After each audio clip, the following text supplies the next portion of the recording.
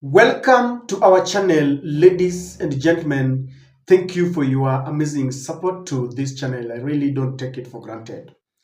It is getting hotter, it is getting messy, it is getting murky and also very shameful to our country. The impeachment motion against Rigathi Gachagua and the subsequent appointment and approval of Kithure Kindiki to replace him.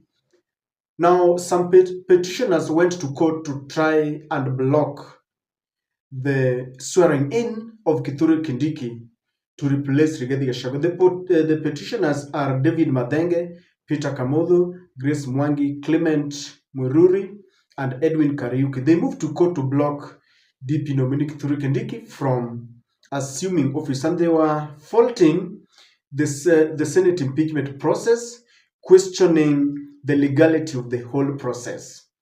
The petitioners thus requested the court to stop Kindiki's planned swearing in until the matter was addressed by the court.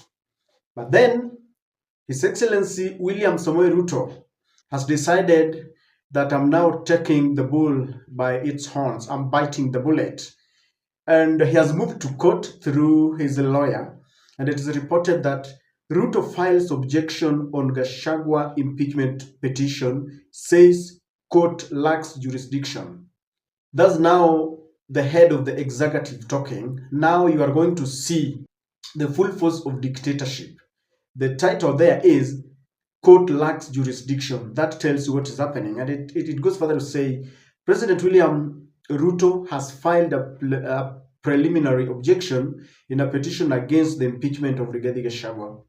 Through his lawyer Adrian Kamodo, Ruto says that the court lacks jurisdiction to hear and determine the petition, arguing it is abuse of a court process.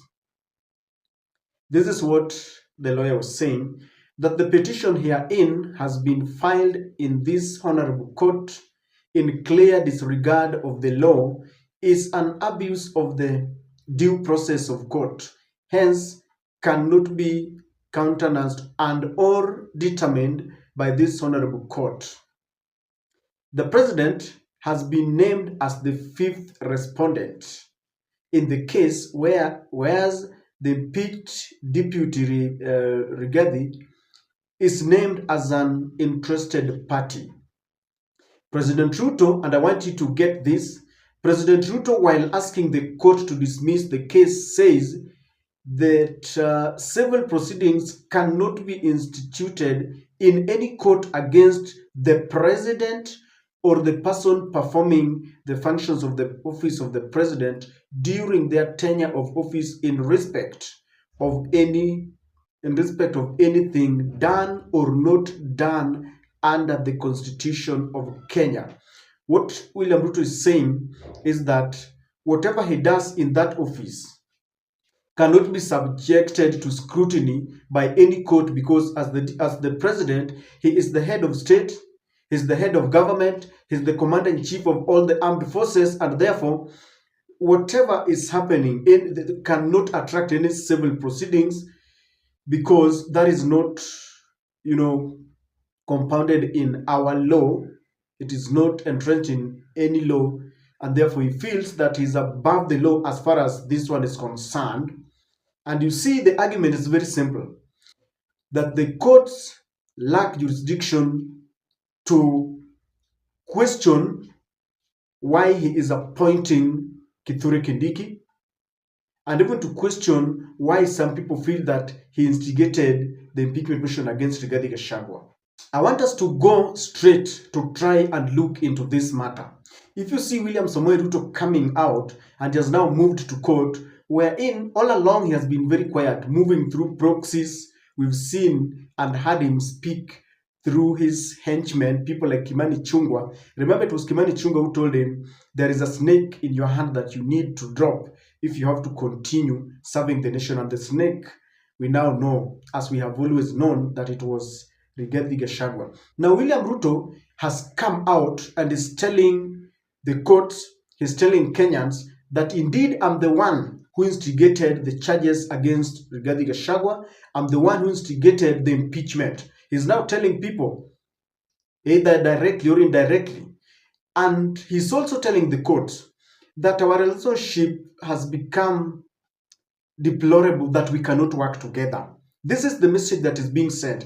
And I want you to see what Moses Kuria told the courts so that you can add the dots. Moses Kuria was saying that is after the Rigathi Gachagua had said that his life is in danger because twice the NIS has tried, or some staff from the NIS have tried to kill him or to poison him, one in Kisumu and another while they were at their home. This is what Moses Kuria is saying, that dear judges, the wife has said her life is in danger, that the husband tried to poison her twice.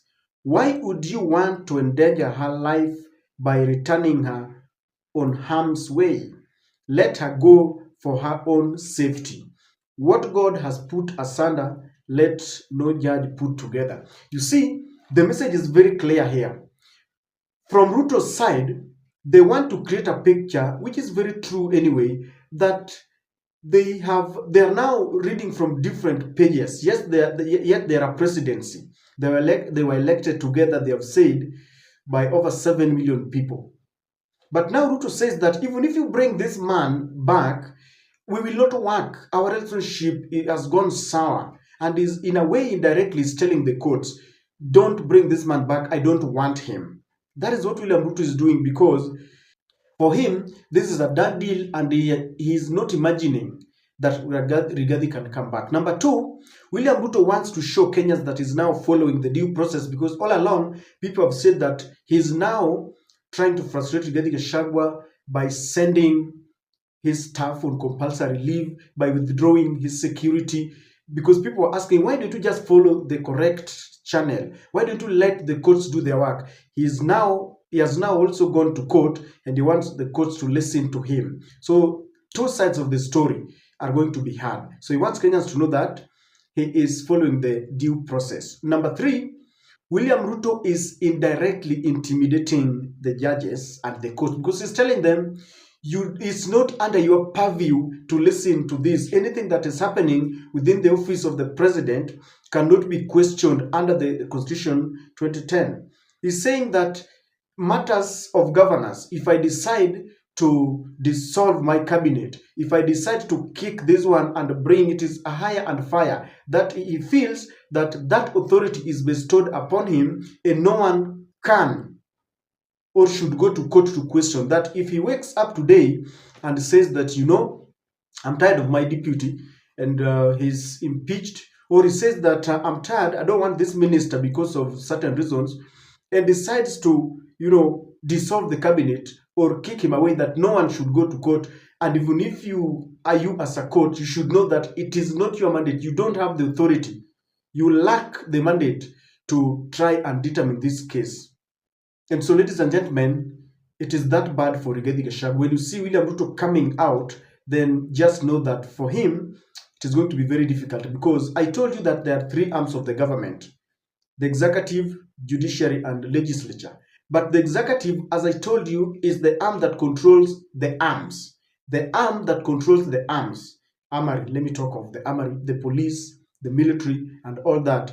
And with the state capture, because of that authority, DCI, the courts, parliament, name it, is under the control of the presidency or the executive arm.